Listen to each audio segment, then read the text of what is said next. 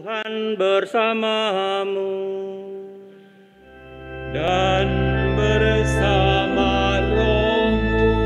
Inilah Injil suci menurut Lukas. Dimuliakanlah Tuhan. Sekali peristiwa, Yesus yang penuh dengan Roh Kudus kembali dari Sungai Yordan, lalu dibawa oleh Roh Kudus ke padang gurun. Di situ 40 hari lamanya ia dicobai iblis. Selama hari-hari itu Yesus tidak makan apa-apa. Dan setelah itu ia lapar. Lalu berkatalah iblis kepada Yesus, "Jika engkau putra Allah, katakanlah kepada batu ini supaya menjadi roti." Jawab Yesus kepadanya, "Ada tertulis, manusia hidup bukan dari roti saja." Kemudian iblis membawa Yesus ke suatu tempat yang tinggi, dan dalam sekejap mata ia memperlihatkan kepada Yesus semua kerajaan dunia. Kata iblis kepadanya, "Segala kuasa itu serta kemuliaannya akan kuberikan kepadamu, sebab semuanya itu telah diserahkan kepadaku, dan aku memberikannya kepada siapa yang ku kehendaki. Karena itu, jika engkau menyembah aku, seluruhnya itu akan menjadi milikmu." Tetapi Yesus berkata kepadanya, "Ada tertulis, engkau harus menyembah Tuhan Allahmu, dan hanya kepada Dia sajalah engkau harus berbakti." Kemudian iblis membawa Yesus ke Yerusalem dan menempatkan Dia di puncak bait Allah. Lalu berkata kepadanya, "Jika engkau putra Allah, jatuhkanlah dirimu dari sini ke bawah. Sebab ada tertulis, mengenai engkau, Allah akan memerintahkan malaikat-malaikatnya untuk melindungi engkau. Dan mereka akan menerima engkau di atas tangannya, supaya kakimu jangan terantuk pada batu." Yesus menjawab, "Ada firman, jangan engkau mencobai Tuhan Allahmu." Sesudah mengakhiri semua pencobaan itu, iblis mundur dari hadapan Yesus dan menunggu saat yang baik. Demikianlah sabda Tuhan.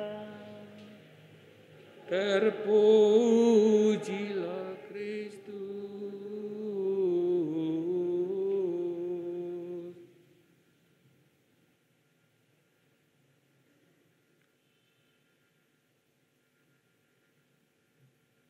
Ibu, bapak, dan saudari-saudaraku yang terkasih, kalau saya bertanya, hidup pada zaman ini dengan hidup pada zaman dulu, nggak usah jauh-jauh, nggak usah zaman Mojopahit atau zaman apa, nggak usah. Zaman ketika tahun 70-an, tahun 80-an, kira-kira enak mana?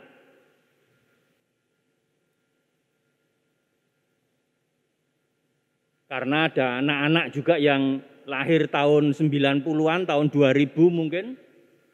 Atau ada juga bapak ibu yang sudah tua, yang mungkin lahir tahun 50, 60, 40 bahkan.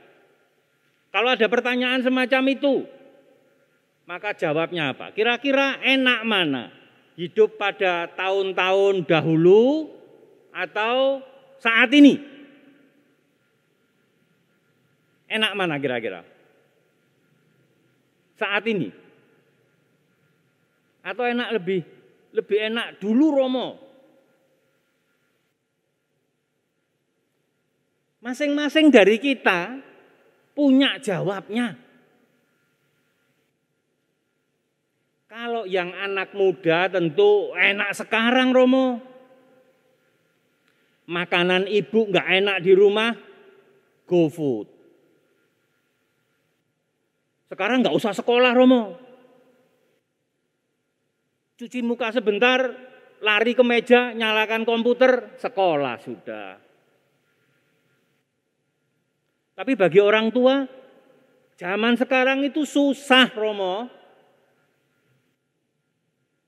Anak-anak nggak bisa diatur, diajak ngomong nonton HP terus, disuruh ke sana bantu ibunya nyapu dan sebagainya, tiktokan.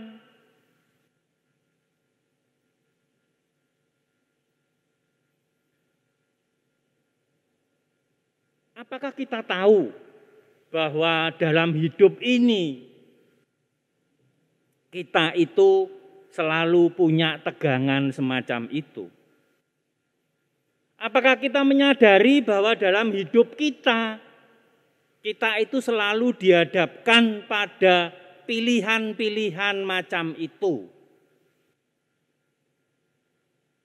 Wah, kalau gitu gimana Romo ya? Kita mau menghadapi semuanya itu. Kalau dikatakan nggak enak, sekarang saya juga menikmati enak Romo. Sekarang saya nggak perlu lagi cari kayu, lalu meletakkan buat api dan sebagainya, tinggal celep rice cooker selesai. Ibu-ibu kan begitu.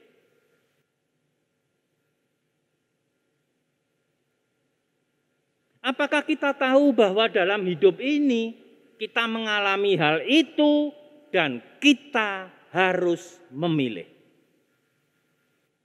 Maka jawaban-jawaban kita akan menunjukkan pilihan-pilihan prioritas kita.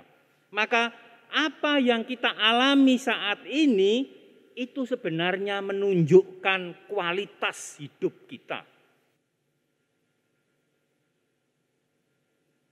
Apakah dengan begitu maka orang zaman dulu, bukan orang zaman dulu ya. Orang tua yang menikmati zaman dulu itu lebih baik daripada anak-anak sekarang yang bangun-bangun HP. Sebentar kemudian komputer, sebentar kemudian HP lagi. Apakah hidup mereka itu lebih baik? Belum tentu juga. Apakah anak-anak kita yang setiap hari selalu melihat handphone dan sebagainya itu hidupnya juga lebih baik atau lebih buruk daripada kita? Belum tentu juga. Karena semuanya itu ada dalam tegangan ketika kita memilih. Ketika kita dengan berani, dengan tegas memilih apa yang akan aku lakukan. Apa yang akan aku pilih untuk hidupku. Maka bacaan Injil tadi menunjukkan hal itu. Apakah Tuhan Yesus tidak bisa langsung mengatakan, ya aku lapar ini, maka batu langsung jadi roti? Tentu saja bisa. Tetapi ada alasan yang lebih daripada itu. Apakah Tuhan Yesus tidak mempunyai kuasa? Tentu dia punya kuasa. Tetapi dia mempunyai alasan yang lebih daripada itu. Wah, kalau gitu enak ya Romo ya. Sekarang seperti di dalam Injil itu si setan itu bertanya dulu. Lah kita kan enggak Romo. Tiba-tiba loh, lah kok aku melakukan kesalahan. Lah setannya mana ini? Kok enggak tanya ke aku dulu?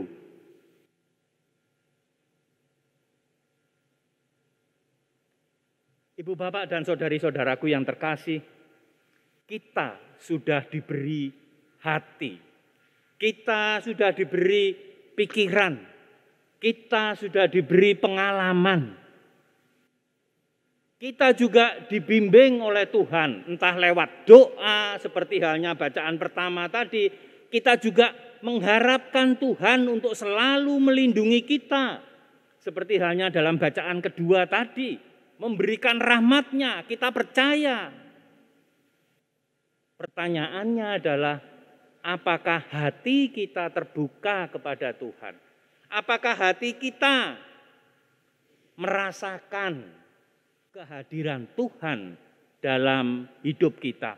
Ataukah hidup kita itu dipenuhi dengan pilihan-pilihan yang selalu membingungkan dan kita memilih justru yang salah?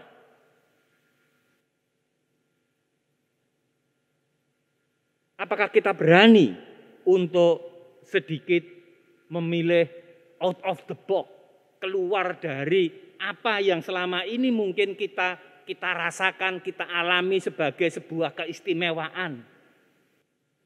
Apakah kita berani untuk membantu orang lain? Di mana mungkin kita akan, Allah itu paling-paling ya ingin mencari muka.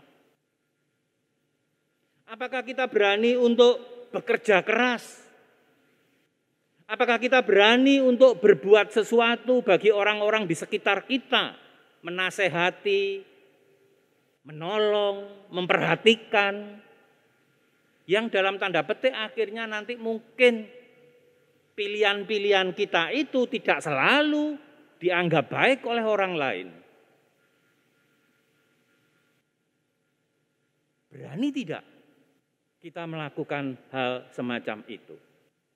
Berani tidak kita hidup dalam tegangan-tegangan di mana kita mau memilih untuk seperti yang dikatakan dalam bacaan kedua tadi dan juga dalam bacaan Injil?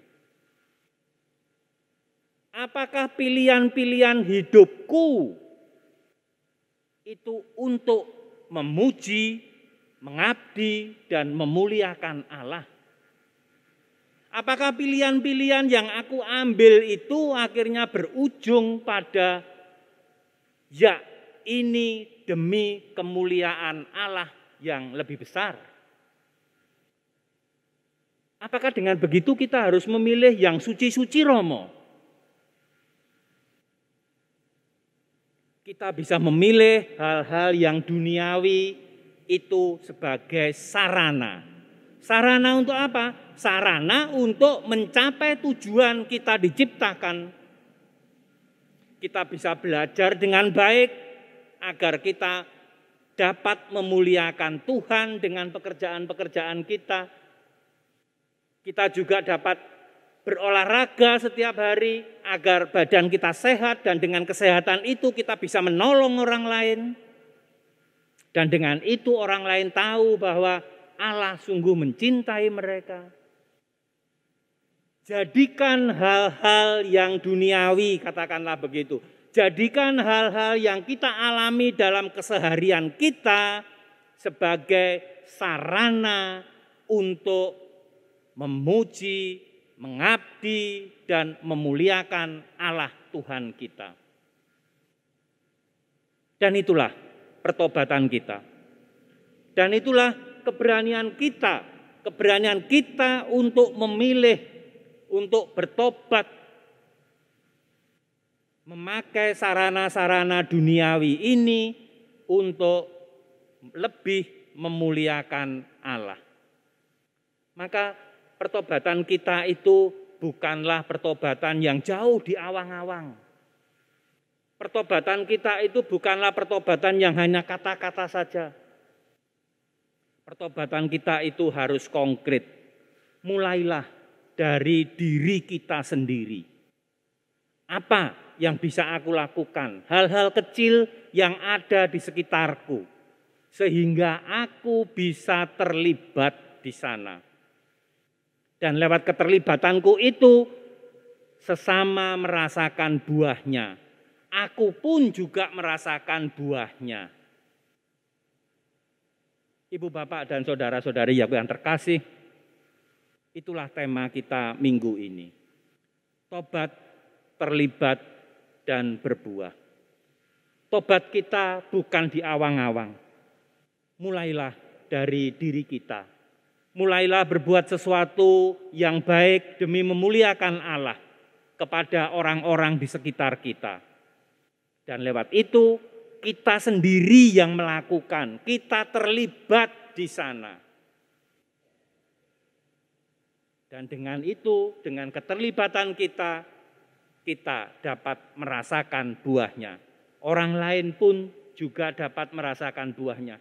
Bahwa Allah itu benar-benar hadir. Bahwa Allah itu benar-benar mencintai kita. Bahwa Allah itu memang sang cinta kasih. Kita mohon rahmat agar dalam perjalanan hidup kita semakin lama kita semakin pandai untuk menjadikan sarana-sarana yang ada di dunia ini sebagai perwujudan untuk memuji, memuliakan, dan mengabdi Allah. Amin.